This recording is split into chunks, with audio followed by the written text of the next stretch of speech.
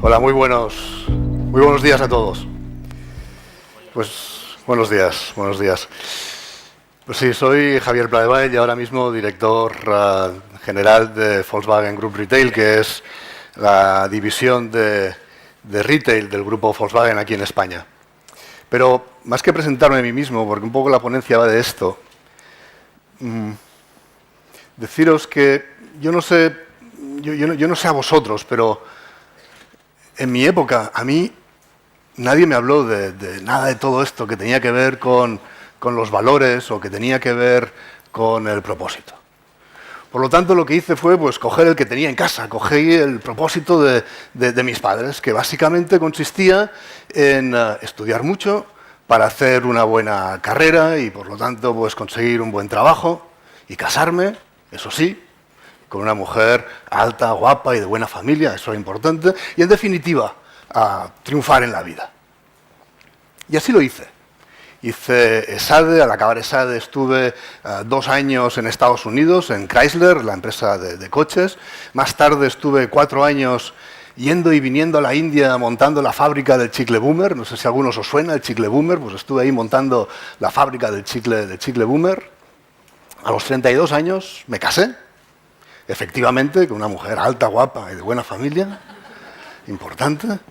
Y luego, cuando ya regresé de nuevo a Barcelona, aquí a España, pues volví al sector del automóvil de la mano de General Motors, con lo cual pues, tuve la oportunidad de estar aquí en Figueruelas bastantes veces. Y al cabo de 3 años, pues me incorporé al grupo Volkswagen como, en ese momento, director nacional de ventas o director comercial de Volkswagen España. Y luego, más tarde, ya en el 2009, pues cogí la dirección general que todavía hoy tengo. Y en el 2011 me divorcié de esa mujer. Y os cuento todo esto porque a los pocos años de haberme incorporado en Volkswagen, cuando todo parecía que estaba funcionando a la perfección, que estaba realmente consiguiendo ese propósito, de repente hubo algo ahí que empezaba a chirriar. Había algo que se me estaba moviendo. Recuerdo incluso casi el día en que ocurrió. Fue como una especie de punto de inflexión. En aquel momento no fui muy consciente, pero empecé con una búsqueda. No sabía muy bien qué es lo que estaba buscando, pero era evidente que había algo que me estaba faltando. Y por esas sincronicidades que a veces tiene la vida, al cabo de unos pocos meses me encontré sentado en una conferencia sobre budismo tibetano. Y algo hubo ahí. Algo encontré ahí que realmente me resonó de una forma muy potente, intensa y diferente. Porque lo cierto es que enseguida tuve esa necesidad de empezar a aprender más sobre qué tenía que darme esa filosofía. Y sobre todo empecé enseguida a practicar mindfulness, a practicar la meditación y a integrarla en mi vida, cosa que a día de hoy pues, todavía tengo totalmente integrado. Y supongo que es difícil distinguir lo que haces como persona de lo que haces como profesional, porque lo cierto es que al cabo de unos pocos meses me encontré intentando ver cómo podía integrar esos primeros conceptos que estaba adquiriendo sobre el budismo y cómo podía integrar esa práctica de la meditación en mi trabajo, para intentar ver cómo podía rellenar ese vacío que de alguna forma estaba sintiendo. Y así lo hice. 13 años más tarde os puedo decir que ha sido gracias a esta integración que he podido, en primer lugar, darle más sentido a mi trabajo y también hacer frente a este entorno, ¿no? de presión, de estrés, de una exigencia máxima que tenemos en todas nuestras organizaciones y que en la mía en particular desde hace algunos años es especialmente intensa. Y para poder, de alguna forma, compartir, ¿no? esta experiencia de crecimiento personal y profesional, he diseñado un modelo, que es este modelo que veis aquí, de las 5 conciencias, que es como un mapa de este trayecto que he recorrido. Y en este trayecto me he encontrado con los 3 conflictos a los que todos nos enfrentamos en todas nuestras organizaciones, que es el conflicto con la realidad de las cosas, porque nunca los resultados, nunca ocurre exactamente lo que yo quiero que ocurra. El conflicto con los demás, tremendo en cualquier organización, porque al final, incluso ni siendo el jefe, hacen lo que quiero, como quiero y cuando quiero. Importantísimo también el conflicto conmigo mismo, porque nunca estoy completamente satisfecho ni con mi trabajo, ni con mi vida. Y el modelo parte de la premisa, de la base, que en modo, digamos que por defecto, hago frente a estos tres conflictos en modo piloto automático. Piloto automático quiere decir que la que manda es mi mente. Y esto es un problema. Porque mi mente, que es hiperactiva, que está continuamente yendo de aquí para allá, ahora me fijo en esto y luego me fijo en lo otro, que está en el futuro y se va al pasado y del pasado otra vez al futuro y del futuro otra vez al pasado. Mi mente, que nunca para, toma las decisiones ante cualquier estímulo de forma absolutamente reactiva en base a estos patrones, en base a estos filtros que he ido adquiriendo a lo largo de mi vida. Por lo tanto, el objetivo del modelo es poder pasar de este círculo de conflicto, en modo automático, pasar a este otro círculo de mucha mayor conciencia. Y la forma que he encontrado para poder pasar de uno al otro ha sido precisamente con estas 5 conciencias, que si las veis son 5 conceptos aparentemente obvios, pero la verdad es que cuando he sido capaz de interiorizarlos, cuando he sido capaz de realmente integrarlos en mi comportamiento, han sido auténticas palancas que me han permitido pasar de este modo de piloto automático a un modo de mucha mayor conciencia para cada uno de estos 3 conflictos. Como que no tenemos tiempo de poder entrar en detalle en el modelo en general, lo que sí quiero hoy es compartir con vosotros las 3 ideas básicas sobre las cuales he podido construir este modelo. Y la primera es aceptación.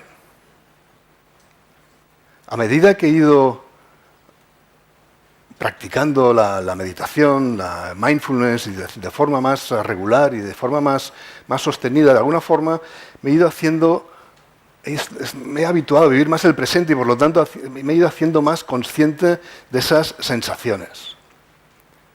Y me he dado cuenta de que en ese estrés tremendo que estaba sufriendo con mi trabajo, venía fundamentalmente por ese miedo a no cumplir con las expectativas que otros habían puesto sobre mí. Pero antes de llegar a este punto, digamos, de conciencia, la verdad es que lo sufrí muchísimo. Probablemente uno de los momentos más duros fue precisamente cuando me incorporé al grupo Volkswagen. Ahí me encontré una cultura en la cual no llegar a los objetivos de ventas de cada mes no era una opción. Había que llegar sí o sí.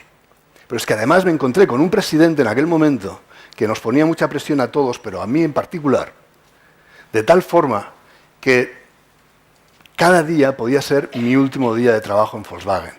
Cada mañana que llegaba ahí tenía la sensación de que por la tarde podría estar despedido. Imaginaros el nivel de estrés, el nivel de ansiedad que te genera el hecho de estar pensando que cualquier día, que en cualquier momento puedes estar despedido. Afortunadamente este periodo tan extremo fue temporal, porque al final, al cabo de 2 años y medio, 3, el que fue invitado a dejar el grupo fue nuestro querido presidente. Pero en cualquier caso, al margen de esta sensación, ¿no? de este periodo tan duro, la verdad es que en todas nuestras organizaciones se mueven o sea, cualquiera de nuestros trabajos al final consiste en cumplir expectativas, sea el que sea, cumplir las expectativas de los demás. Y aquí lo que os propongo es de cumplir esas expectativas, cumplirlas con éxito, pero cumplirlas sin estrés. Porque cuando os decía que tenía ese miedo a no cumplir las expectativas, en realidad, y profundizando un poco más, realmente el miedo era a esos escenarios futuros que se podían abrir en el caso de que no cumpliera esas expectativas. Y es normal y es lógico ese rechazo a cualquier escenario futuro que nos pueda resultar favorable. Mi problema era que esto me generaba tal sobreestrés, que además era constante y que era continuo, que además de ser muy perjudicial para mi salud, era absolutamente inútil. Inútil, en primer lugar, porque realmente no sabes lo que va a pasar. Yo puedo estar aquí estresado imaginándome el peor escenario, pero realmente no sé si va a ocurrir esto o va a ocurrir algo completamente distinto. Y es inútil porque además, pase lo que pase, cumpla con esos objetivos o no cumpla con ellos, cumpla con esas expectativas o no cumpla con ellas, pase lo que pase, ya habrá ocurrido. Con lo cual, una vez ha ocurrido, tampoco lo voy a poder cambiar.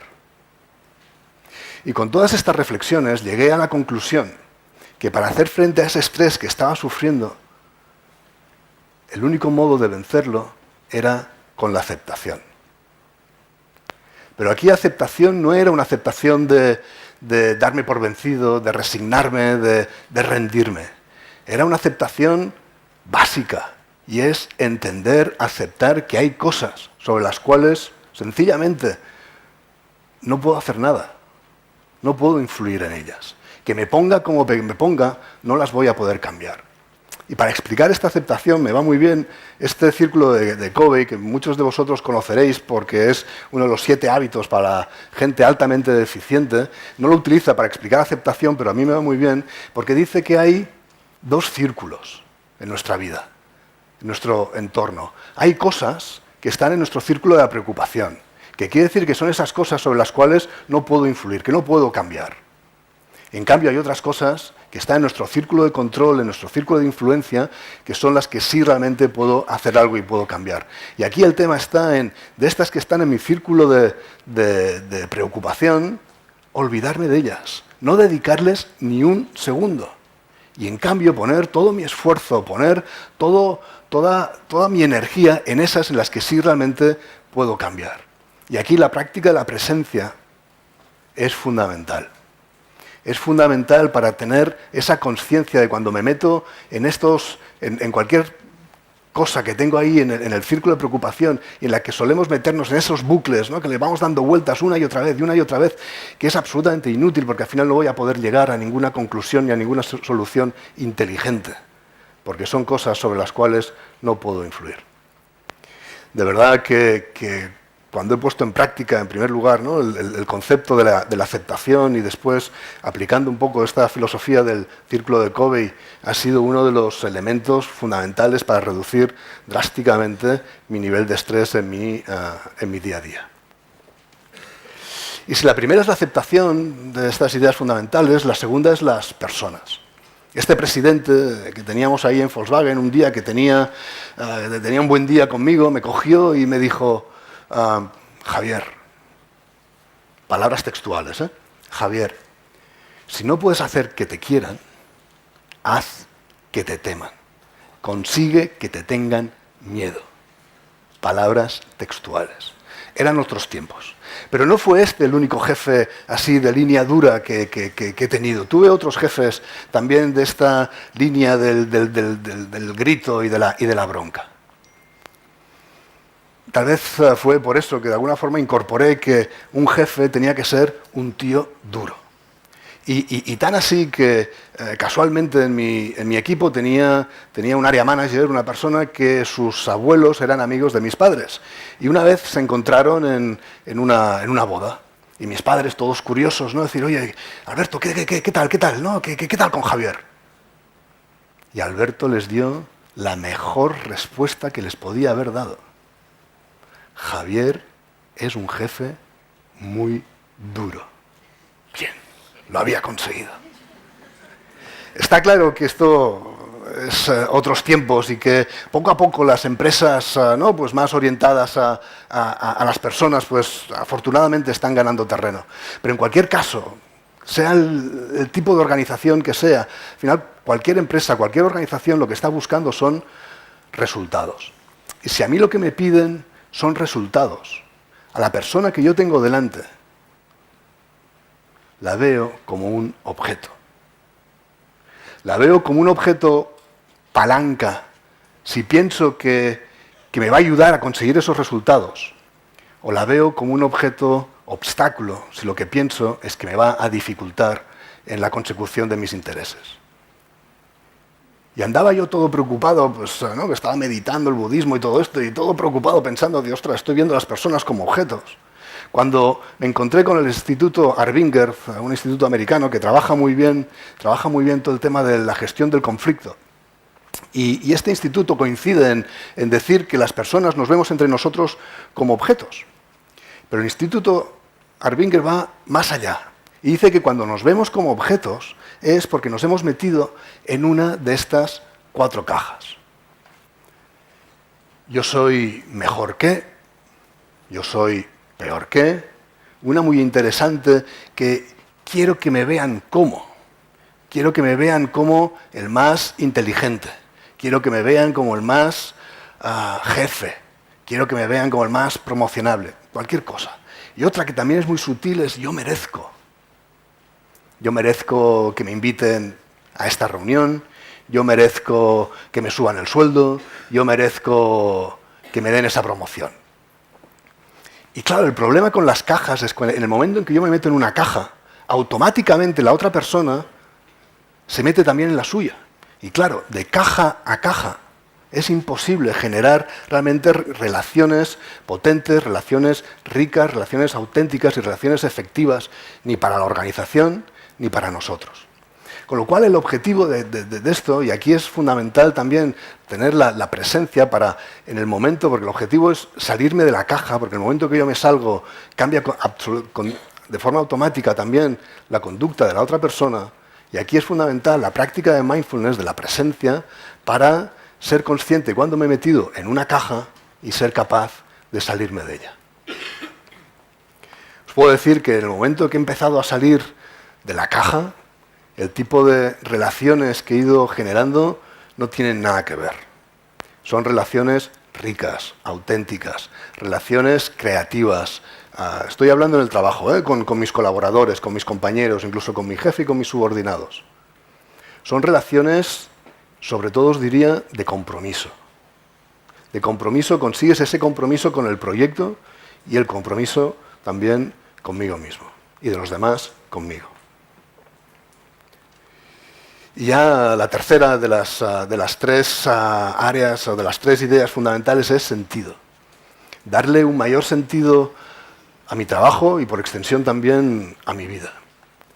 Cuando al ir integrando y al ir practicando la meditación y la práctica de mindfulness, he ido sintiendo como si estuviera sacándome capas.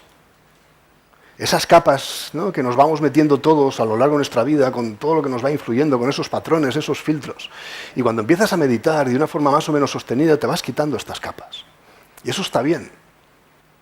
Pero también fue un problema para mí, porque al quitarte estas capas te vas aprendiendo, te vas dando cuenta de la persona que realmente eres. Y si como en mi caso te das cuenta de que la persona que eres igual no está 100% alineada con lo que haces, o sobre todo en cómo lo haces, todo empieza a chirriar. Os hablaba al principio de ese punto de inflexión, de ese momento en que me di cuenta de que algo estaba fallando. Pues eso, que en aquel momento fue algo puntual, se fue haciendo mi sensación habitual, hasta el punto en que me sentía como si tuviera encima mío una tapa o una losa que me comprimía, que no me dejaba salir, que en definitiva no me dejaba ser yo mismo.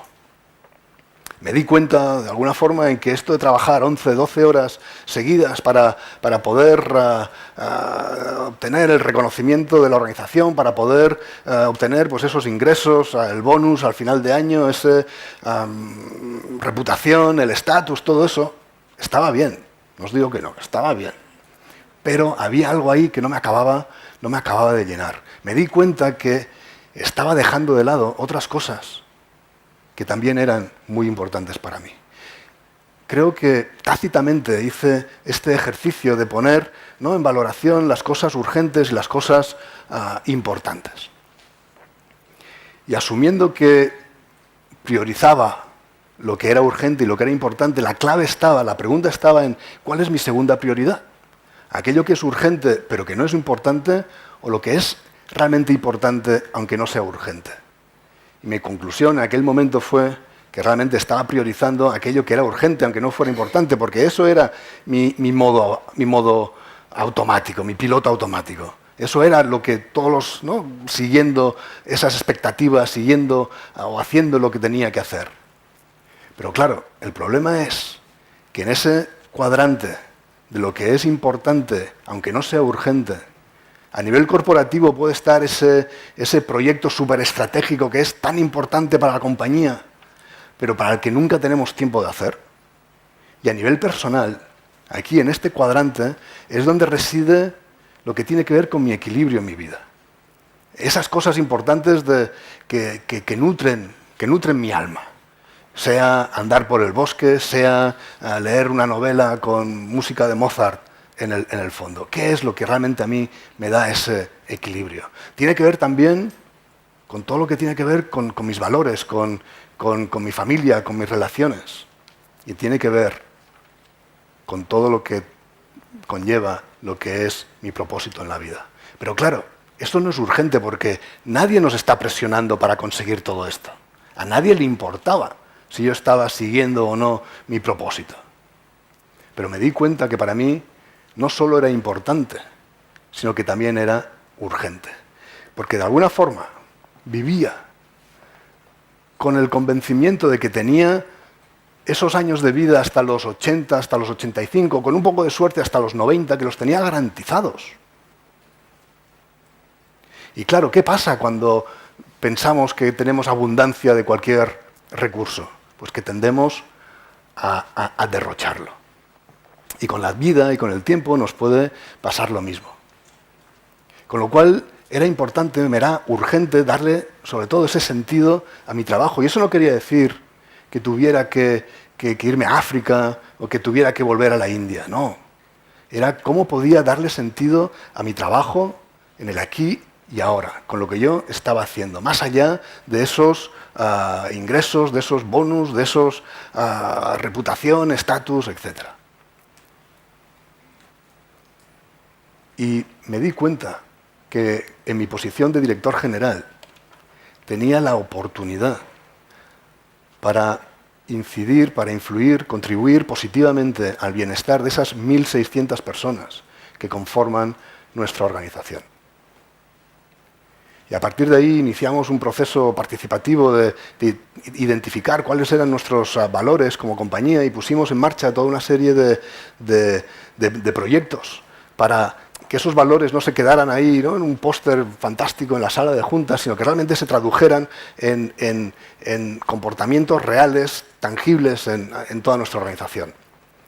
Estos proyectos, muchos de ellos siguen todavía en marcha, y una contribución personal y hasta ayer puntual fue el ir introduciendo poco a poco esa práctica de mindfulness en distintos eventos y en distintas reuniones.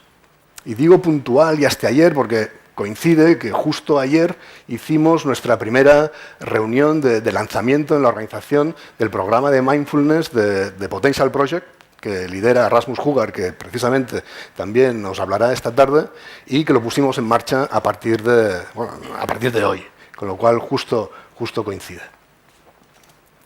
En el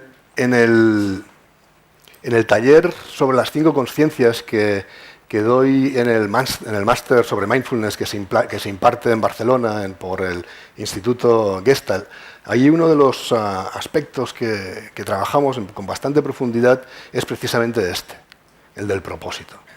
Y lo hacemos partiendo de esta definición, que para mí es especialmente completa, y que dice: el propósito es un objetivo que le da sentido a mi vida. Y que lo hago haciendo cosas que me apasionan. Haciendo cosas que cuando las hago disfruto.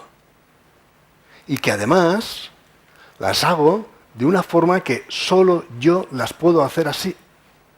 No quiere decir que sea el mejor del mundo, que lo haga mejor que nadie, no.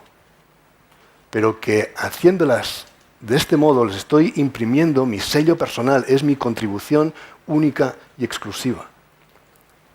Y que además, cuando las hago, tiene un impacto positivo para los demás. Esto es propósito.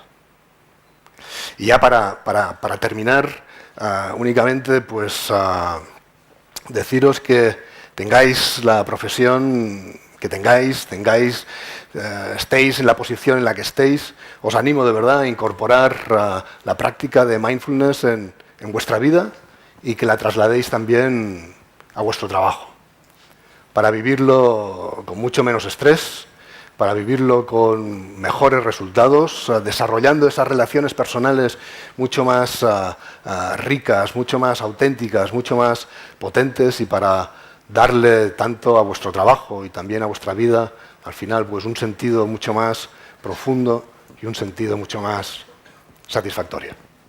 Muchas gracias. Buenos días.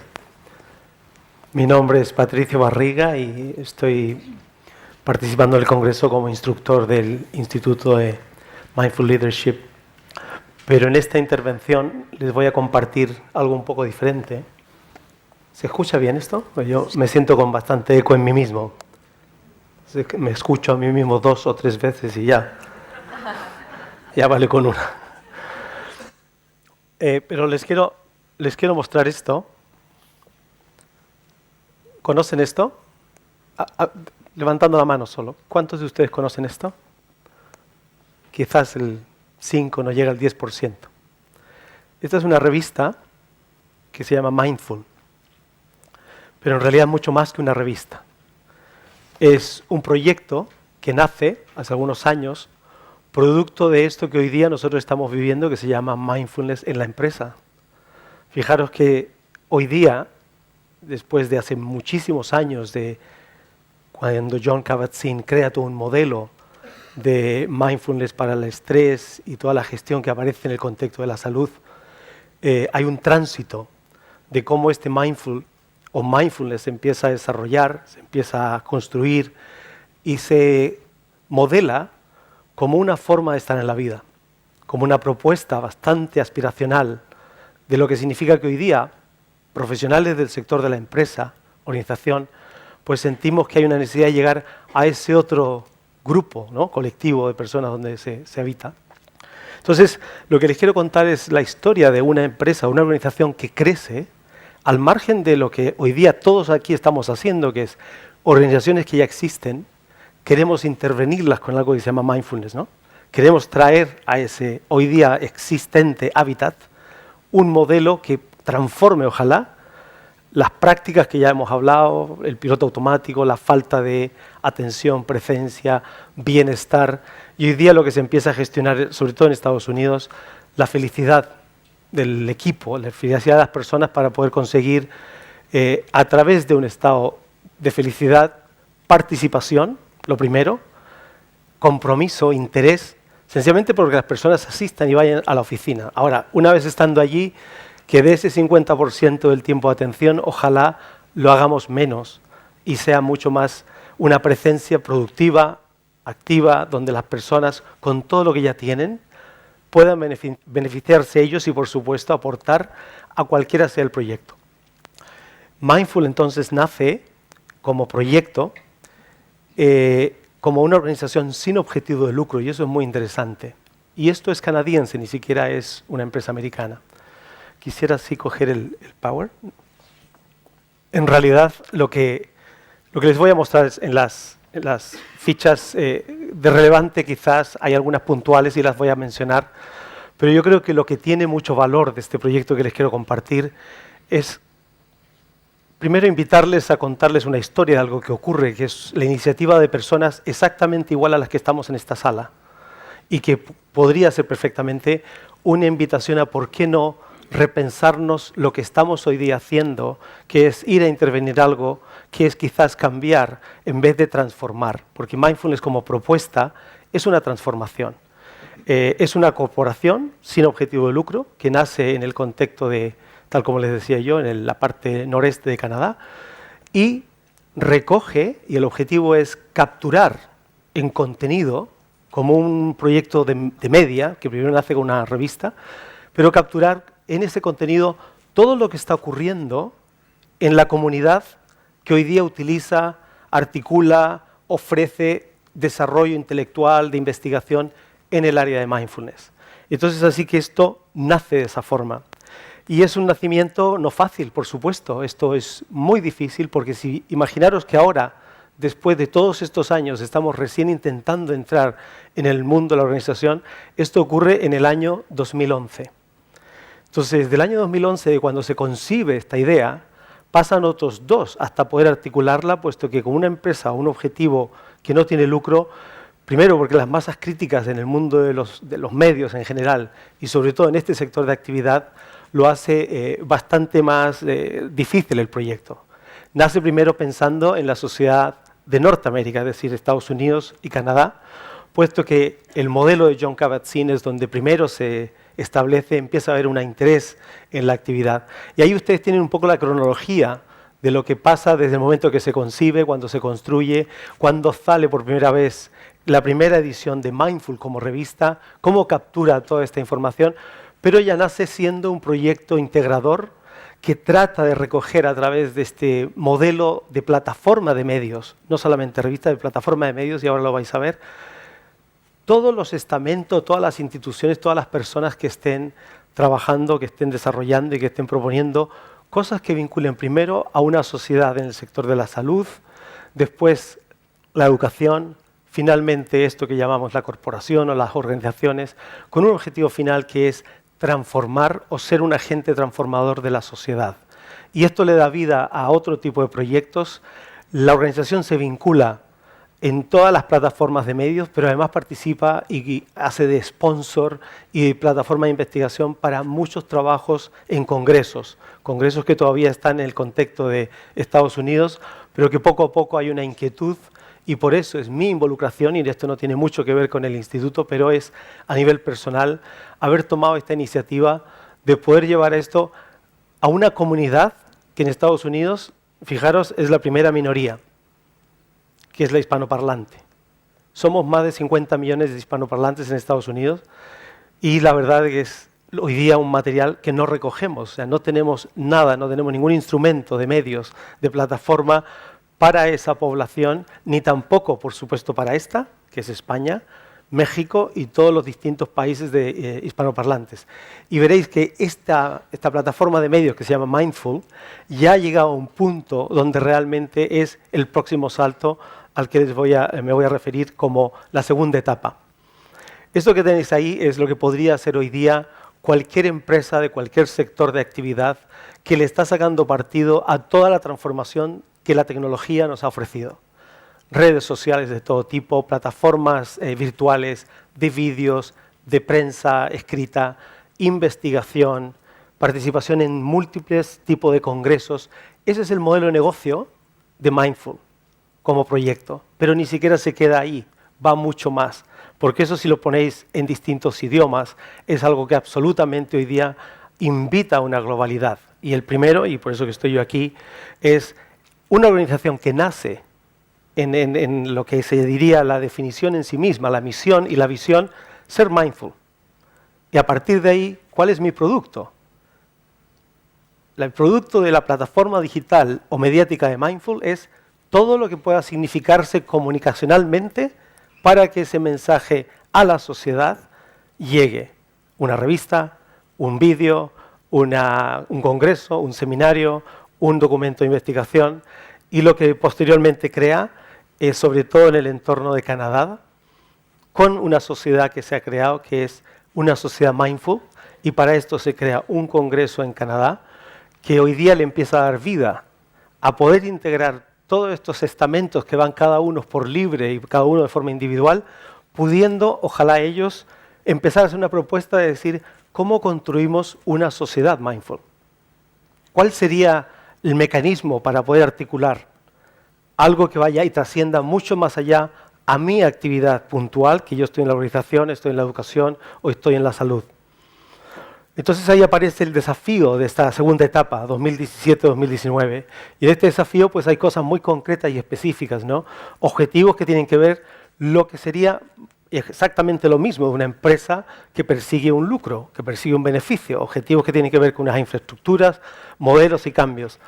La estructura interna de Mindful como proyecto empresarial tiene mucho que ver con la línea de Frédéric Laloux. Aquí no hay estructura jerárquica, sino que son de proyectos matriciales. La organización es un proyecto y un proyecto es un congreso, un evento, una publicación. Por ejemplo, esto es algo que tiene menos de 6 meses de vida y esto es un libro.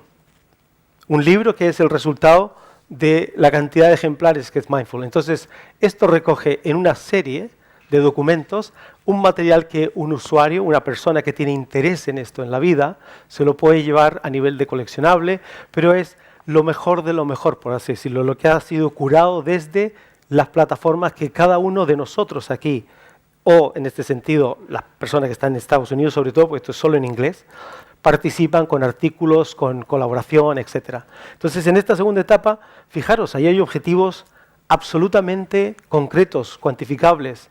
2 millones de potenciales usuarios, 1 millón específico de inserciones, unas plataformas, unos congresos, unas llegadas, una posibilidad de estar, desarrollar y hacer crecer un proyecto.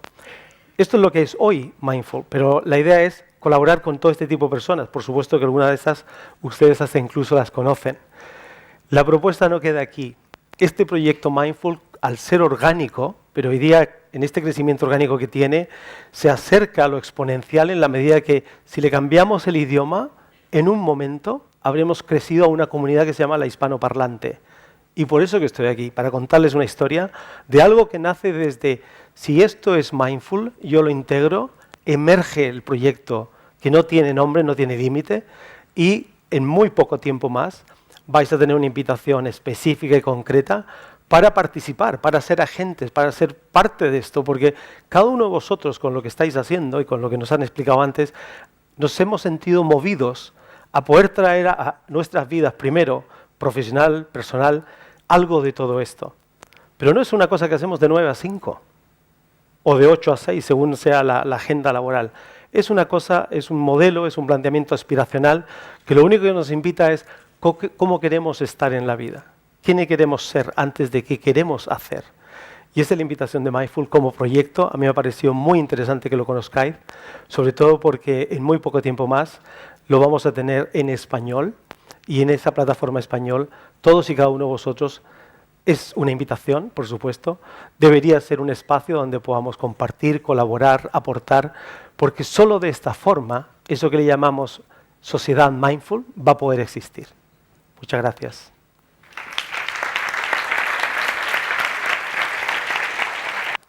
Bueno, buenos días a todos. Es un placer estar aquí con colegas, con tantas caras conocidas, con amigos.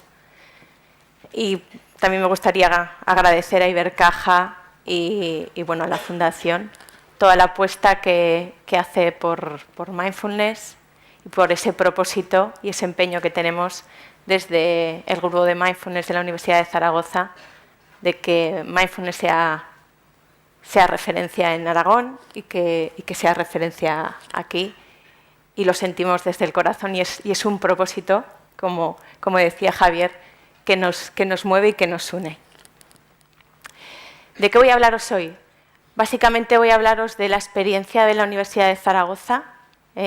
Muchos nos conocéis, pero en cualquier caso me parece que es interesante que veáis un poco el trabajo que nosotros hacemos y el estadio de dónde está, bueno, pues la entrada del mindfulness en la organización hasta donde nosotros llegamos, ¿no? En el Valle del Ebro también podemos hacer cosas en otras zonas de España, pero es la realidad, es, ¿no?, lo que está aconteciendo, es lo que estamos viendo en el presente y es lo que queremos mostraros, ¿de acuerdo? Y veremos un poco cuáles son nuestros retos en estos momentos y que quizás podamos compartir un poco sobre todo eso después también. Nosotros somos un grupo de investigación que dirige Javier García Campayo. Somos un grupo interdisciplinar formado por más de 25 profesionales, psicólogos, médicos y algunos de nosotros de otras áreas también. Nos dedicamos a la investigación en neurociencia y también en otras áreas, pero sin duda mindfulness es una de las áreas más importantes a la que nos dedicamos, y con más de 200 proyectos y publicaciones en revistas de alto impacto algunas de ellas relacionadas con el tema de mindfulness en la empresa, otras relacionadas con el tema clínico. Es un trabajo que llevamos desarrollando bastantes años, por un lado. Por otro lado, dirigimos el máster de mindfulness de la Universidad de Zaragoza, que es una titulación de 2 años, fue pionero, fue el primer máster oficial monográfico en mindfulness que existe en España. Y bueno, además organizamos congresos, nos encanta organizar congresos. Entonces, al año que viene se celebrará el 3er Congreso Internacional de Mindfulness, en junio de 2018, en el que vamos a contar con Jon Kabat-Zinn. Y durante este año hacemos ahora este primer congreso, esta primera apuesta sobre qué es lo que está sucediendo en las organizaciones y en las empresas, y hacemos otro en noviembre sobre mindfulness y educación, en el que estáis todos invitados.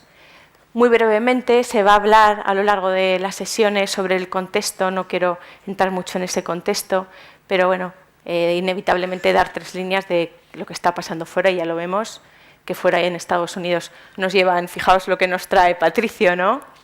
Nos llevan unos cuantos años de ventaja, ayer también lo comentábamos con Yanis Marturano, nos llevan 10, 15 años de ventaja, incluso en algunos aspectos más. Y bueno, nuestro camino es otro, y hay que ver en este contexto en España, en Latinoamérica, ¿no?, que es en el que nosotros nos movemos, dónde estamos y qué es lo que está sucediendo. La tecnología, indudablemente, lo estamos viendo todos los días, esa multitarea en la que vivimos, esa velocidad de la tecnología que está 24 horas al día con nosotros, durante 7 días a la semana, que no deja de crecer, y que nuestras capacidades hay que ver si están creciendo al mismo ritmo. Crece nuestra capacidad cognitiva o nuestra capacidad del mismo modo que crece la tecnología, ¿no?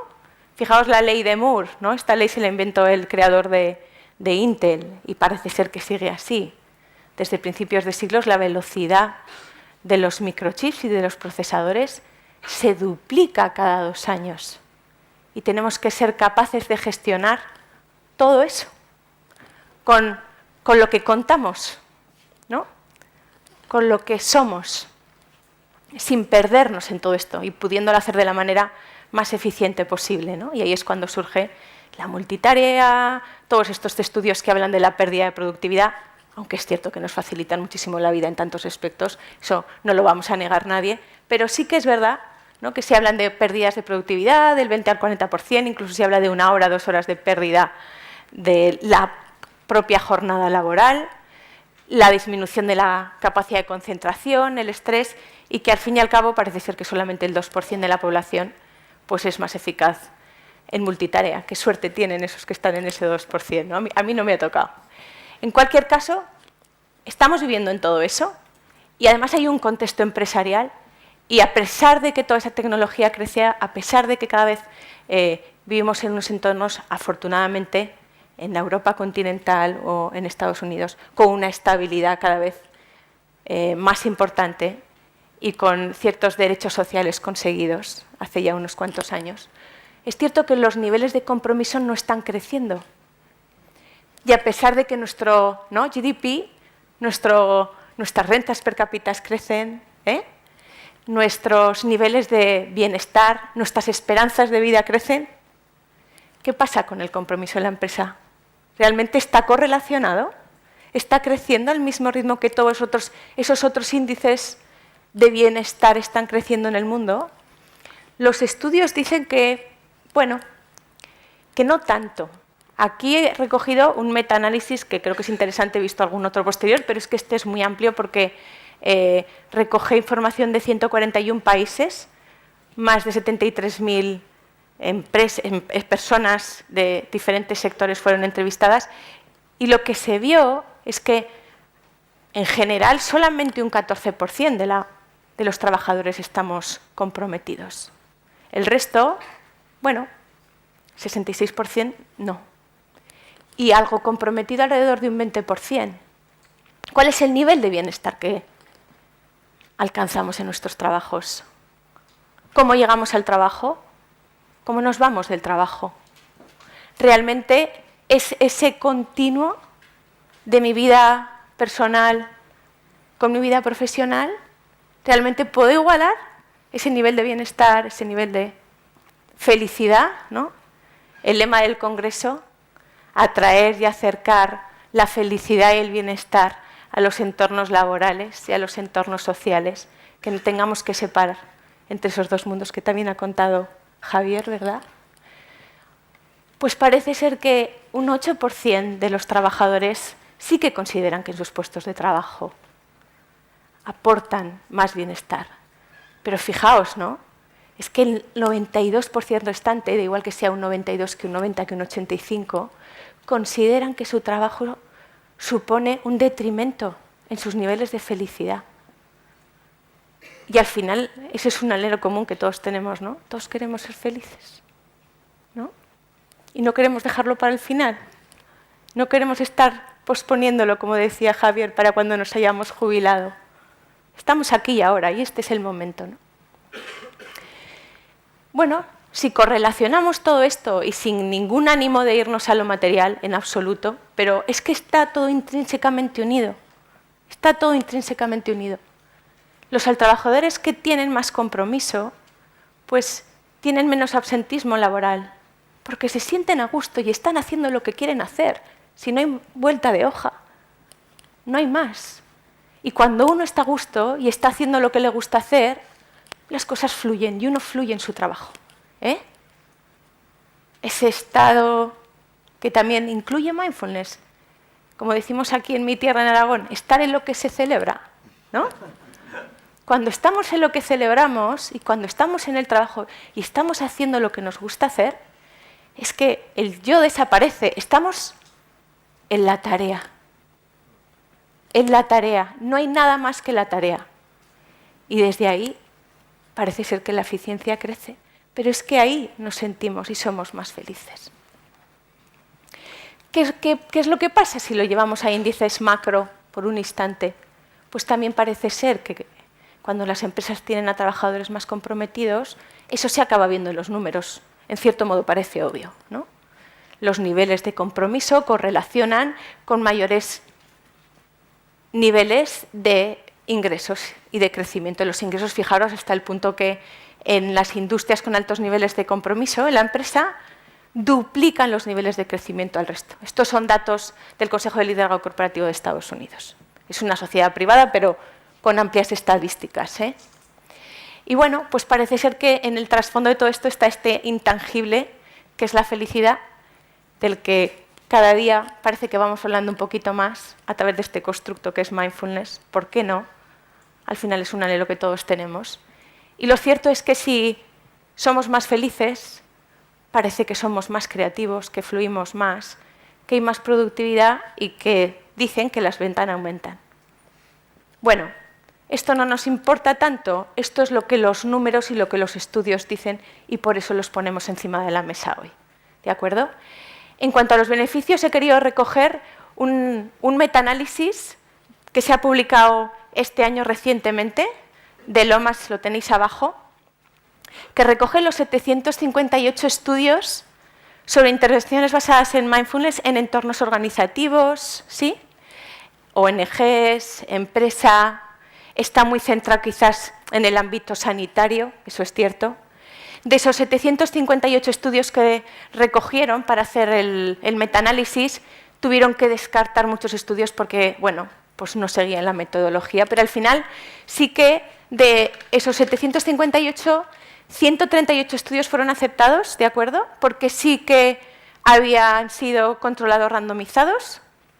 Ya os digo que quizás más en el ámbito sanitario, pero ¿por qué no? También es ámbito laboral, ¿de acuerdo? Con 12.758 participantes. Y los beneficios que recogen, y seguro que los oiremos a lo largo del Congreso, pero que me parecía que este estudio era una buena manera de hacer un compendio de todo eso que se ha recogido y ver sus líneas principales. Realmente aumenta esa satisfacción laboral de la que estamos hablando, ese autocuidado que es uno de las primeras muestras y de los primeros signos que todos hemos percibido cuando empezamos nuestra práctica de mindfulness y cómo se lo podemos trasladar a los demás y los demás lo ven. Porque el mindfulness no se vende, el mindfulness lo ven los demás en uno, o uno lo ve en los demás, ¿no? Es así de sencillo. un mayor rendimiento laboral, la reducción de burnout y de estrés. Nosotros en el grupo de investigación, esta es un área en la que hemos hecho mucha investigación. El año pasado presentamos un estudio relacionado con burnout y los protocolos de mindfulness y de compasión y vimos cómo realmente son efectivos. La mejora de la confianza en el grupo, ¿no? Cómo el grupo compacta, cómo el grupo va más allá del somos colegas de trabajo, sino somos seres humanos que compartimos y estamos juntos. Y la calidad de liderazgo de los equipos con todo lo fantástico que nos ha contado Yanes anteriormente. Bueno, algunas de las empresas con las que nosotros estamos trabajando, humildemente aquí, habremos trabajado aproximadamente nosotros como con unas 80 empresas de manera individual y también desarrollando un trabajo a través de IBECIDE, que es el centro empresarial con el que nosotros llevamos ya una larga colaboración, y con cámaras de comercio también. Los sectores más punteros son los sectores que más se acercan de una manera natural, ¿sí?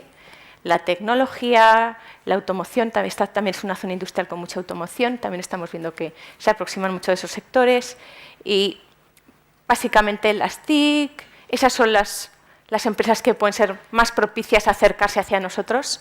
Estadísticas, en estos momentos en España tenemos pocas. Ese creo que es nuestro reto, poder cuantificar, poder medir, porque al final los datos son los que tienen la fuerza, y así ha ocurrido en sanidad, en educación, y creo que ese es el siguiente salto que nos toca dar, ¿no? Y asumirlo desde aquí. Bueno, este es un estudio del año pasado. Es de una consultora privada. 8 de cada 10 empresas que conocen el significado de mindfulness reconocen tener necesidades formativas en este sentido. Además, la misma proporción de organizaciones se plantea instaurar formaciones de mindfulness en sus trabajadores, las empresas que lo implantan, ver cómo se reducen las bajas laborales, el estrés, la depresión, etcétera, etcétera. No quiero aburriros con esto.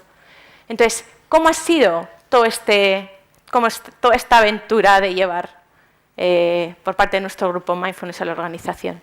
Bueno, como recomendaciones nos parece que es muy interesante y muy importante la adaptación y la contextualización, entender cómo es la organización, cuál es el momento de la organización y conocer su visión del mundo y ver en qué están alineados, cuáles son sus necesidades, dónde tienen sus dificultades y poder hacer un diagnóstico de todo eso que les sucede y a partir de ahí poder trabajar.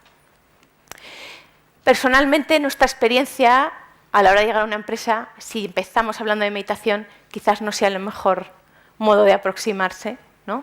Mindfulness incluye, por supuesto, reflexión, incluye práctica meditativa, incluye prácticas en el momento presente, ¿no? Práctica informal, incluye mucho más de lo que es la meditación, aunque la meditación está en la base de todo lo que constituye.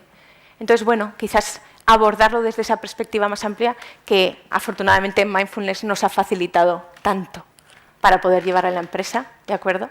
Explicarlo más desde la perspectiva de la técnica, del desarrollar capacidades para los trabajadores. Inevitablemente hay que aceptar las resistencias porque surgen y surgirán y no tiene nada que ver, y yo creo que esto es algo que compartiremos todos cuando uno imparte una formación, cuando es totalmente voluntaria para la organización, a cuando es una implantación total y de repente, pues bueno, pues surgen esas preguntas, surgen esas dudas. Por eso la confianza en el instructor por parte de la dirección y que conozca realmente su trabajo es fundamental para que él pueda sostener y pueda sostenerse apoyado en la organización y poder desarrollar todo ese camino que no deja de ser un camino de conocimiento personal durante las semanas y el tiempo de introducción del programa de Mindfulness en la organización. Esto un poco en cuanto a nuestra experiencia personal. Estos son los programas que desde la Universidad de Zaragoza ofrecemos aquí sobre Mindfulness básico, Mindfulness y otro más en el que profundizamos más. Otro que hacemos con compasión, aunque es cierto que incluimos compasión en todos nuestros programas de manera transversal, siempre, siempre, y percibimos que además en la empresa va calando. Un programa de liderazgo y luego hacemos también workshops intensivos de mindfulness y retiros. Y en el caso de que haya implantaciones que perduran en el tiempo, sí que ofrecemos la posibilidad de simplemente de supervisar el trabajo de esa persona interna o de ese embajador que pasa a crear o pasa a cultivar, a traer esa semillita de la práctica diaria dentro de la empresa, porque desde la dirección además muchas veces lo reclaman para que todo quede supervisado y para que no quede en un terreno de nadie. Entonces, bueno, las fases, una primera fase de información a dirección. Si la dirección tiene el visto bueno, si tenemos el visto bueno de la dirección y la dirección se implica y la dirección se incluye en las prácticas, la entrada puede ser muy fácil, muy fácil. Ese es el punto clave desde nuestra experiencia, para que finalmente aparezca ese grupo piloto, recomendando que sea ese estudio piloto o esa prueba piloto donde estén los puestos de dirección o puestos de mandos intermedios, y a partir de ahí el propio eco y el que a uno le sienta bien y el que cuenta, eso ya acaba teniendo ese efecto llamada de unos a otros y ya todo es muchísimo más sencillo. Como os decía, llevamos varios años trabajando con Ibercide, que ha apostado fuerte con nosotros, y quería explicar pues algunas de las cosas que hemos hecho con Ibercide. Ellos nos han facilitado y hemos entrado en Ibercaja, con quien también estamos trabajando en un primer proyecto. Hemos hecho un piloto trabajando con los directores de zona de las oficinas de toda Zaragoza, que son 150 oficinas. Estamos para diseñar la segunda parte del proyecto. Y para acabar, un caso que nació a través de Ibercide, donde la propia empresa ha incluido esos principios de mindfulness en su día a día. Además, hay dos de esas personas aquí, os agradezco mucho que hayáis venido. Y con toda la generosidad con la que ellos nos han facilitado todos los datos. ¿Cómo Denios implantó mindfulness en su día a día? Hacen una práctica diaria de 10 minutos al comienzo del día de la empresa o a mitad de mañana diaria, donde toda la empresa practica. Además, hacen una práctica más semanal de 1 hora, hay veces que con otros grupos de otras empresas o ellos en sus propios grupos. Han incorporado esas pausas conscientes, de las que hablaba Yanis, ese parar cuando tienen una reunión de grupo o quizás antes de tomar una decisión importante, esas pausas mindful que te permiten tener esa mejor visión de la jugada, ¿sí? y de las que hablan, con mucho interés. Y luego una supervisión de las sesiones. ¿Qué se ha percibido? Una mejora en el bienestar a nivel personal y familiar. Se ha percibido una disminución del estrés, una mejora en la percepción de la eficiencia a la hora de desarrollar el trabajo, el poder desarrollar el trabajo quizás con menos esfuerzo o incluso con menos tiempo. En cuanto al grupo, hay una mejora en la resolución de los conflictos internos y externos. Ellos cuentan que también tienen un trabajo muy comercial y resolución de incidencias y que eso ha limado mucho todo ese espacio de la comunicación, las pausas con propósito que os decíamos y la mejora del clima con una mayor implicación por parte de los trabajadores en el proyecto de la empresa. Al final, estos serían los intangibles, pero no me gustaría dejar de dar un dato cuantificable.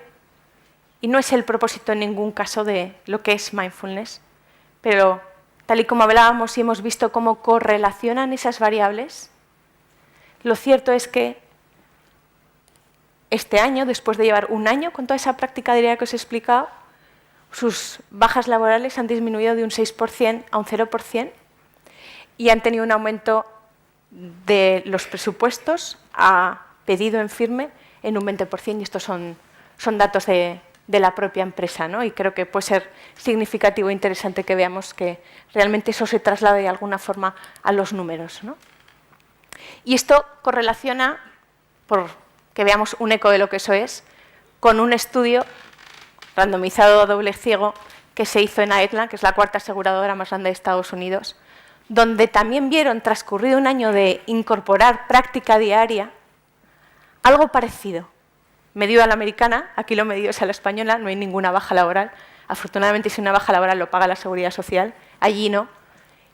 Pero es exactamente lo mismo, Las personas con mayores niveles de estrés disminuyeron sus gastos laborales en $2.000 ese año, Creo que podía ser extrapolable ese dato y me parecía interesante para cerrar. Así que esa es la presentación. Muchas gracias a todos. Buenos días a todos. Quería agradecer en primer lugar al equipo de Javier García Campayo por todas las iniciativas que están llevando a cabo desde hace tiempo, no solo a nivel de empresa, a nivel de salud, a nivel personal incluso, y a ti, Virginia, personalmente por tu invitación de estar aquí hoy aportando pues cuál es mi visión y sobre todo cuál es mi experiencia vital, porque fíjense, detrás de cada CEO, de cada líder, de cada presidente, lo que hay es un ser humano. Hay una persona con fortalezas y con debilidades, y quizá darnos cuenta, ser capaces de observar, aceptar, acoger y soltar esas fortalezas y esas debilidades pueden ser la clave de nuestra armonía personal, y esa armonía personal ser la clave de nuestro éxito profesional, porque no entiendo lo uno sin lo otro, no entiendo un éxito profesional si no hay un éxito personal detrás. Por tanto, quiero partir de ahí y quiero comunicarles, bueno, esta mañana venía en el taxi desde la estación de tren para acá y escuchaba la radio a la vez que veía esos edificios tan bonitos que tienen aquí en Zaragoza, en el centro.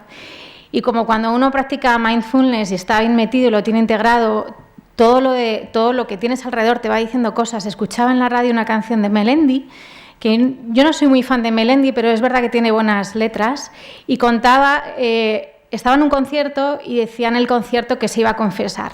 Me voy a confesar, decía a la audiencia. Y a mí me ha parecido un gesto humano el hecho de que no le vieran como, bueno, pues como un cantante famoso, sino como una persona cercana que se iba a confesar. Y yo he dicho, pues yo también me voy a confesar en cuanto llegue allí. Y aquí va mi confesión. Y mi confesión es la siguiente.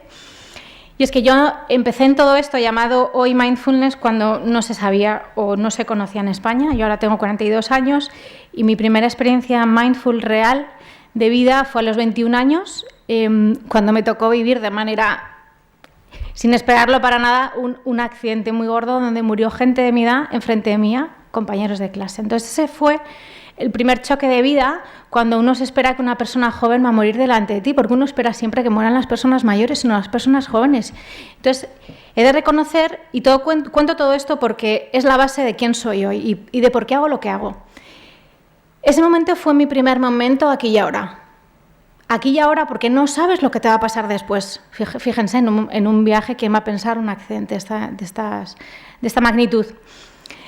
Comencé en aquel momento con la práctica bastante intensiva de yoga, de meditación, diferentes tipos de meditación, de retiros espirituales cristianos también, de retiros de silencio, en búsqueda de eso llamado la trascendencia o la espiritualidad. ¿Quién soy? ¿De dónde vengo y hacia dónde voy? Porque si la vida termina de esta manera como yo la acabo de vivir, ¿qué sentido tiene que estemos allí?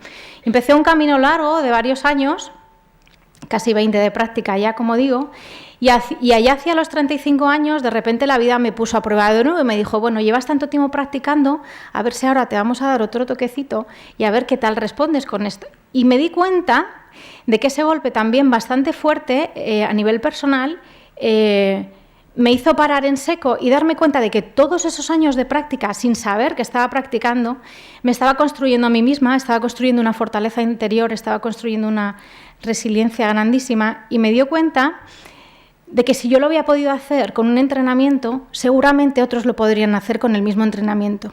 Y ahí empezó lo que ahora hago. Hace 6-7 años que tras esto empecé a investigar, me formé, me certifiqué, me encontré varios programas internacionales, como el de Yanis Marturano cuando estaba en General Mills, me encontré con el programa Search Inside Yourself, que estoy segura de que lo conocen, que comenzó en Google Silicon Valley, y empecé a ver cómo lo que yo sentía tenía ya un modelo que se podía transportar a las organizaciones y a ayudar a las personas a sentirse mejor, a darse cuenta de qué obstáculos tenemos todos y cómo salir refortalecido de alguna manera de esos obstáculos. Y ahí empezó mi camino. Con este aprendizaje o con este descubrimiento personal me pareció tan grande que dije, esto no me lo puedo quedar yo, esto yo lo tengo que compartir. ¿Pero de qué manera? Porque yo no soy CEO. ¿Y de qué manera? Porque yo no tengo a mi cargo 1.500 personas, ¿no? ¿De qué manera puedo hacerlo? Y me vino una idea muy, muy sencilla, siendo tú, desde donde tú eres, desde donde tú estés, lleva ese mensaje o trata de hacerlo desde donde tú estés, porque el liderazgo no solo está en las empresas, liderazgo también está en educación, liderazgo está en las familias, liderazgo está en todas las facetas de nuestra vida. Por tanto, allí donde estemos cada uno tenemos mucho que hacer. Es más, diría que tenemos una gran responsabilidad personal si queremos cambiar el mundo, porque efectivamente se trata de transformación. Ahora bien, creo que es una transformación interna, una transformación personal, para que después esa transformación externa realmente se da sola. Y en ese momento pensé, de acuerdo, ¿dónde puedo impactar más? ¿Dónde podría hacer más? Yo de base soy pedagoga, soy coach también, y ya bebía de la inteligencia emocional y dije, bueno, pues donde lo tengo más fácil es en el ámbito educativo. Y en el ámbito educativo se necesita gran liderazgo. Claro que se necesita liderazgo en el ámbito educativo. Y la buena noticia es que se están haciendo muchas cosas, muchos programas, muchas iniciativas basadas en mindfulness en el ámbito educativo. No le voy a dedicar mucho tiempo porque hay un congreso en noviembre donde se le va a prestar mucha más atención y donde estaré contando algo de lo que se está haciendo. Pero sí que se están haciendo muchas cosas a nivel de formación de profesores, que son grandes líderes. ¿Cómo no van a ser líderes? Impactan en las personas que serán los ciudadanos futuros de nuestro país. Por supuesto que son líderes. Pero también en los niños. Se están haciendo muchísimas cosas, porque la pregunta sería, ¿dónde uno comienza a ser líder? ¿Cuando ha llegado a la empresa? ¿O comienza en la educación primaria? ¿O comienza en la familia? ¿Dónde uno empieza a ser líder? Sin entrar en la dicotomía de si uno es líder, nace o se hace, que yo creo que tiene mucho de nacimiento, pero también se puede hacer. ¿Dónde podemos empezar a ser líderes? Porque si estamos hablando de transformación y estamos hablando de reinvención de modelos y estamos hablando de humanizar, a lo mejor deberíamos empezar mucho antes de que esos líderes lleguen a las empresas. Y eso se llama colegios, centros educativos, escuelas infantiles y familias, desde mi punto de vista. Pero como digo, ya centraré este balón, ya lo centraré o ya lo jugaré detenidamente en el congreso que se va a celebrar en Zaragoza, aquí mismo, en noviembre. Lo que está claro es que vivimos una transformación. Yo tengo la suerte de trabajar, como dice nuestro compañero Fernando Tobías, ahí enfrente de Nómada. ¿Y eso qué significa? Pues que veo varias organizaciones. Estoy como docente en varias escuelas de negocio y estoy, por ejemplo, de docente en la Universidad Complutense y he trabajado en otras universidades donde se están formando quizá futuros líderes, pero sobre todo se están formando personas que llegarán donde quieran que lleguen. Da igual, se están formando personas. Y sí que hay una necesidad de transformación, porque evidentemente hablamos de unas habilidades diferentes, hablamos de una nueva sociedad donde se requieren nuevas habilidades que hoy por hoy las universidades, pongo un poco en duda como profesora y por lo que veo. Estamos hablando de habilidades como la presencia. Pero la presencia, ¿cómo? En un mundo que va a toda prisa, ¿cómo se trabaja eso? Es complicadísimo. O la autenticidad. ¿Cómo se trabaja la autenticidad cuando lo que prima es la imagen y el ego en el mundo de la empresa? ¿Cómo se trabaja eso? Porque es que eso choca de frente con el modelo que hizo implantado. Entonces se está hablando de nuevas habilidades. Se habla de nuevas habilidades que podemos seguir formándolas desde lo cognitivo, desde lo que hay que hacer. Para ser líder uno tiene que hacer así, así, así. Tienes que hacer esto, tienes que hacer lo otro, tienes que poner las manos. O podemos enseñarlas desde la transformación verdadera, humana, y que esa transformación interior llegue a ese liderazgo per se de la persona. Cuando hablábamos en el ejercicio anterior con Yanis acerca de qué caracteriza a un líder excelente, en ningún caso ha salido ningún conocimiento, en ningún caso ha salido pues, que esta persona tenga tantos másteres. Han salido habilidades humanas y esas habilidades humanas, desde mi punto de vista, no se entrenan desde lo cognitivo, sino desde lo experiencial. Por eso mindfulness e inteligencia emocional son dos capacidades, a la vez entrenamiento o técnica, son dos capacidades que solo se entrenan cuando uno las experimenta. Es imposible entrenarlo si uno lee sobre ello. Es imposible. Uno puede tener el máster que quiera, pero si no lo ha entrenado, si no lo ha experimentado, no consigues desarrollarlo. Por eso sucede que en muchos programas de mindfulness, por ejemplo, no se llegan a los resultados que esperamos, porque las personas no se comprometen con esa práctica diaria, y esa práctica diaria es la fundamental. Se requiere disciplina en la práctica, como todo. Si no, nos quedamos en lo cognitivo, nos quedamos en lo mental, nos quedamos, en un titulito más dentro de un cajón. Y sin embargo, creo que estamos en un momento absolutamente precioso y preciso de poder humanizar, como decía el Dalai Lama, sé tú el cambio que quieres ver en los demás. Es el momento de poder ser el cambio desde lo que experimentamos. En esta experimentación yo he participado en varios proyectos, en varias organizaciones, y creo que las escuelas de negocio se abren a un panorama bastante interesante en cuanto a este entrenamiento, en cuanto a esa formación de los nuevos líderes. Creo que se están cambiando viejas estructuras.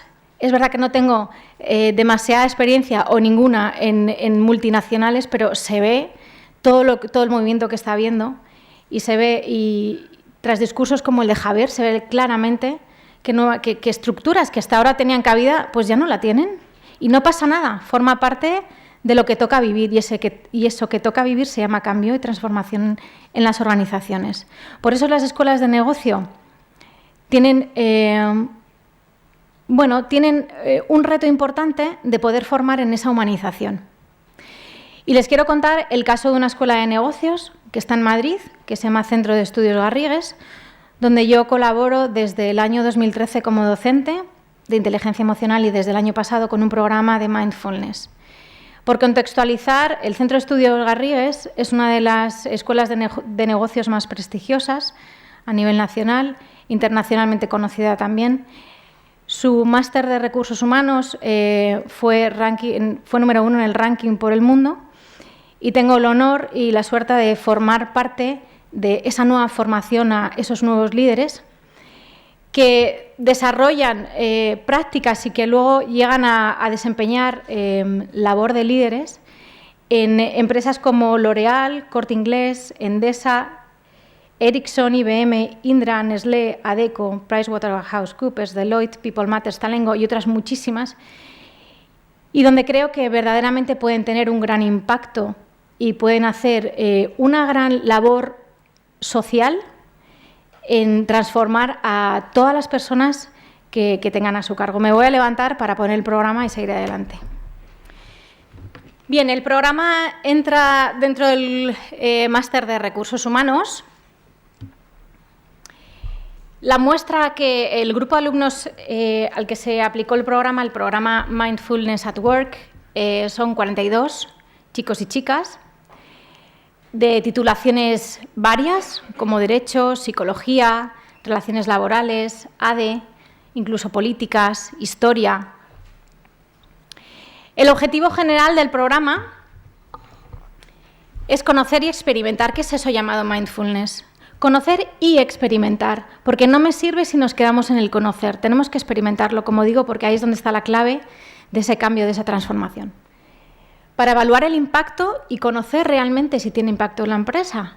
O a lo mejor nos lo hemos inventado, porque quizás sea una moda. ¿Realmente es una moda o realmente impacta? Y esto quería verlo con ellos. Se trataba más bien de un trabajo reflexivo, desde su propia práctica, no tanto desde lo que yo les puedo aportar, como experta en la materia, sino desde lo que ellos podrían experimentar.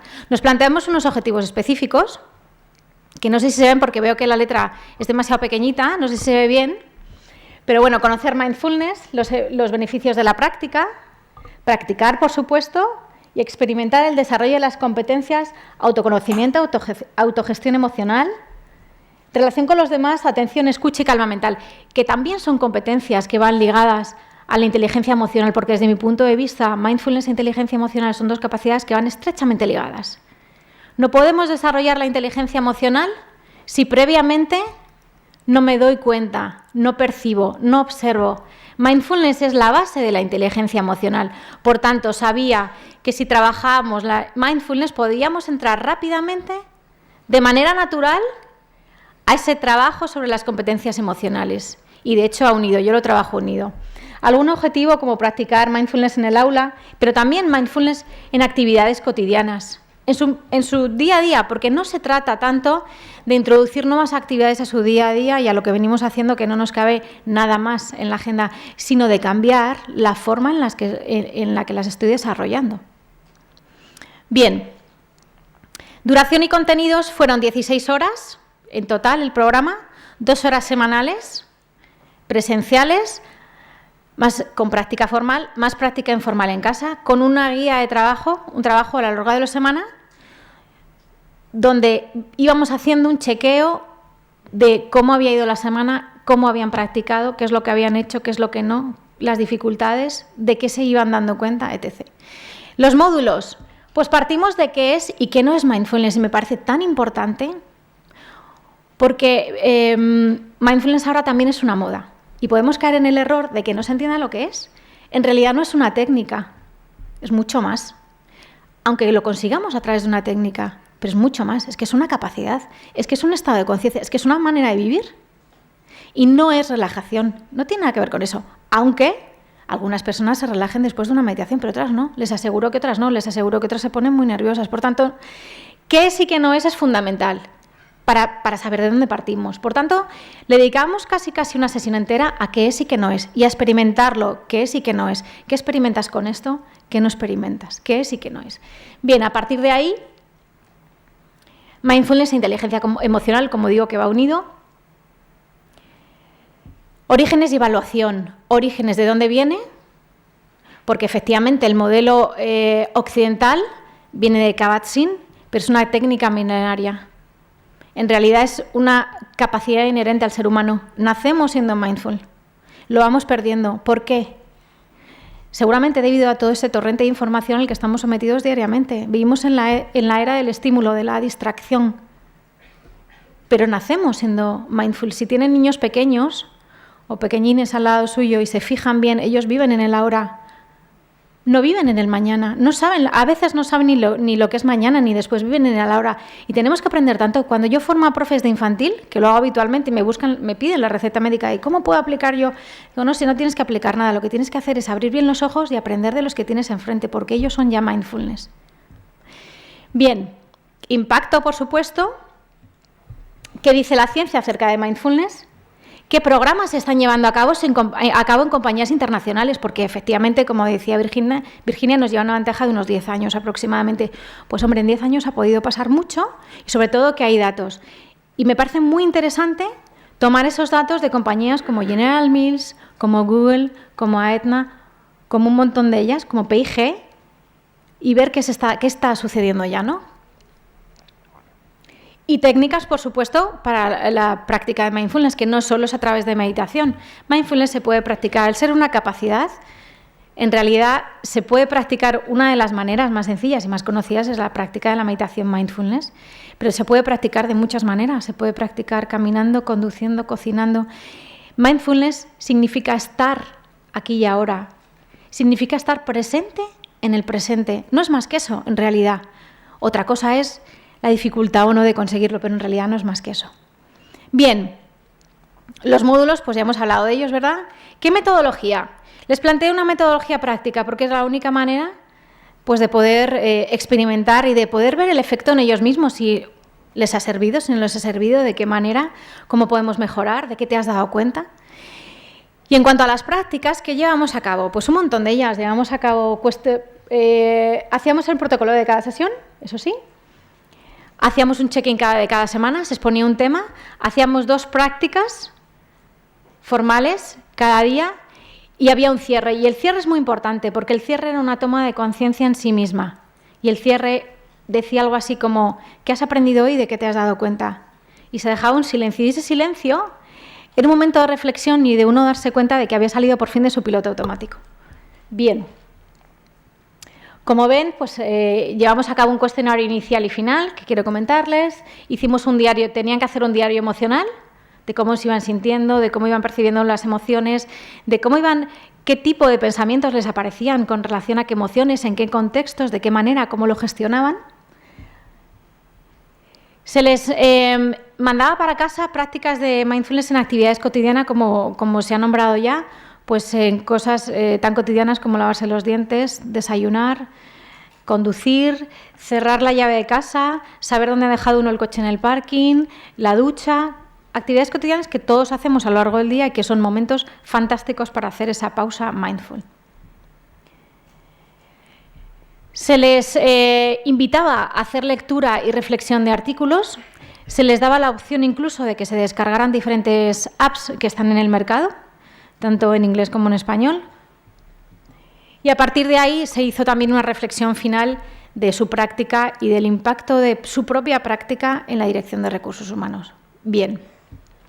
En cuanto al tipo de prácticas que realizábamos en clase, pues teníamos meditaciones centradas en las sensaciones corporales, meditaciones centradas en la respiración, hacíamos meditaciones mindfulness caminando, hicimos alguna práctica de mindful eating, hicimos alguna práctica también de mindful listening o escucha mindful y prácticas en atención abierta. Y finalmente hicimos una pequeña evaluación con un test. Miren, esta es una de las diapositivas que se les pone al principio sin la respuesta, solo con la pregunta de qué es para ti mindfulness, qué es, qué crees que es. Y en principio la mayoría hablaba de una técnica. Es una técnica de relajación. A partir de ahí vamos experimentando y se dan cuenta de que efectivamente es una manera de vivir.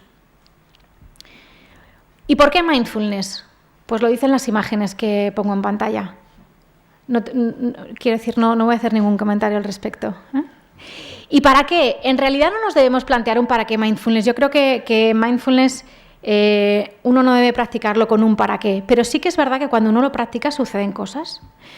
Consecuencias positivas, diría. ¿Y qué sucede? Pues que de repente uno mejora la escucha y la atención.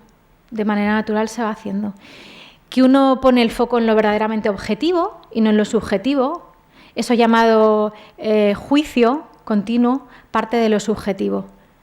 En la objetividad casi que no hay ni conflicto. Que uno mejora la claridad mental y por tanto también la creatividad y que uno adquiere una calma, aun en los momentos de mayor pánico, diría, ¿no? De crisis personal, uno es capaz de mantener la calma. ¿Y cuál es el impacto de esto, de todo esto, en el ámbito de la empresa? ¿Por qué se lleva al ámbito de la empresa? Pues porque efectivamente hay un impacto y un beneficio muy positivo, como por ejemplo que se cometen menos errores en la ejecución de las tareas, que las personas están más focalizadas en lo que están haciendo, que se mejoran las relaciones personales en el trabajo, que se mejora la creatividad. En general, que la persona es más feliz en el contexto de trabajo. Y es que es tan sencillo, ¿cómo no lo habíamos descubierto antes? Que las personas felices trabajamos mejor. Es que es tan sencillo que cualquier niño se lo preguntas a cualquier niño y dice, claro, pues nos ha costado años de darnos cuenta de esto y sobre todo años de poner en marcha programas para llegar a esto. Pero bueno, lo importante es que hemos llegado, ¿no? ¿No les parece? Aquí y ahora hemos llegado. Bien. Miren, yo suelo terminar así mis cursos y mis ponencias en general, y mucho más en este sentido y en este programa de Mindfulness at Work. ¿De qué te has dado cuenta hoy después de cada sesión? ¿Qué ha sido lo más importante para ti hoy y qué has aprendido? Y les puedo decir que cada persona tenía un aprendizaje diferente, una toma de conciencia diferente y estaba en un momento de vida diferente. Por tanto, iban llevando su propio aprendizaje y su propia práctica de mindfulness adaptada a su propio modelo de vida y a su propio momento actual. Bien, para la toma de datos hicimos un pretest y un posttest que no está validado, no es de los que se utilizan en mindfulness, pero bueno, lo tengo aquí por si alguien lo quiere echar un vistazo después, con 72 ítems, con diferentes categorías. Una de ellas es como, por ejemplo, valoro mi capacidad A, y se le hacen preguntas de tipo, soy capaz de identificar mi estado de estrés, soy capaz de identificar y reservar mis momentos de descanso, soy capaz de tranquilizar mi rumiar cuando salgo del trabajo, soy capaz de gestionar mis ideas fijas y obsesivas, soy capaz de aumentar mi concentración global. Eso sería en la categoría de valora mi capacidad. Otra categoría donde se les pregunta acerca de sus síntomas físicos, porque esto es mindfulness, tiene mucho que ver con cómo me percibo y cómo estoy. Con preguntas del tipo, estoy tenso, tiendo a sobresaltar, sufro palpitaciones, subida de tensión, tengo ardor de estómago, tengo dificultades del tránsito intestinal. Categoría síntomas emotivos, con preguntas del tipo, tengo exceso de ira, estoy impaciente, estoy al borde de un ataque de nervios, ya no tengo sentido del humor. Síntomas de percepción, como las pequeñas cosas de la vida ya no me procuran placer o satisfacción. Tengo dificultad para vivir el momento presente. Suelo tener ideas negativas de mí. Síntomas comportamentales, como actúo de manera tranquila y consciente. Tomo tranquilizantes o somníferos. He perdido mi curiosidad. Tengo dificultades para concentrarme en el trabajo o en casa. Síntomas de motivación, como por ejemplo no sé lo que quiero, ya no tengo interés por nada, tengo pensamientos negativos sobre mí. Y síntomas relacionales, como con preguntas del tipo siento dificultad cuando encuentro nuevas personas, me culpabilizo cuando me equivoco, es decir, cómo me trato y cómo me autocuido, autocompasión. Me es difícil decir no o me es difícil volver a tener confianza en mí cuando se me hace reproches. Hacíamos un pretest, un post-test y quiero comentarles simplemente, para ir terminando, algunos datos que nos hemos encontrado y que me parece que son bastante interesantes.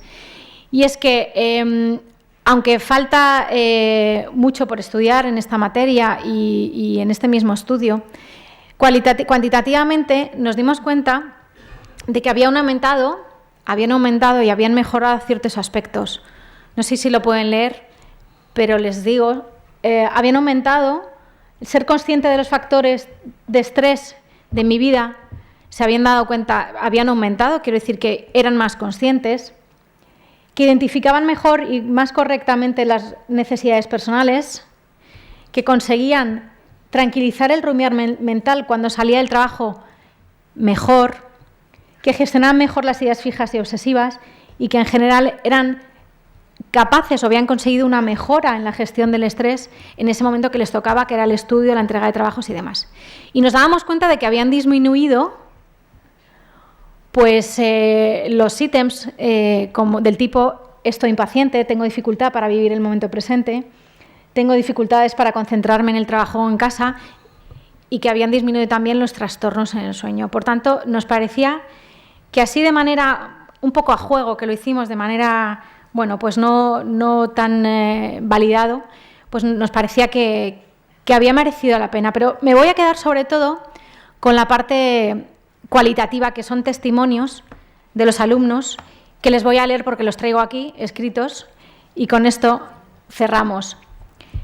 Testimonios como, por ejemplo, al final todo es cuestión de aprendizaje y habituarse a tener predisposición en centrarse en el aquí y en el ahora. Aunque cueste centrarse, al final sí que consigues y eres capaz de volver cuando te vas tras las distintas sesiones. Por ejemplo, ¿de qué te has dado cuenta? Sería la pregunta. De que todas las emociones son buenas y es necesario sentirlas todas y saber cómo gestionarlas. Conociendo tus emociones y sabiendo cómo gestionarlas, tu relación con los demás será más inteligentemente emocional.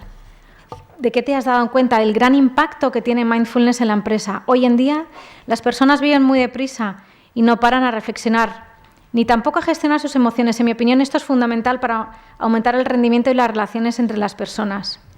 Y por último, ¿de qué te has dado cuenta? De que mindfulness te sirve para centrarte en lo que estás haciendo en el presente y con ello a darte cuenta de que puedes pasar cosas por alto. Y eso, llevado a la empresa, es muy útil, ya que a veces el estrés no nos permite centrarnos en lo que estamos haciendo. Muchas gracias.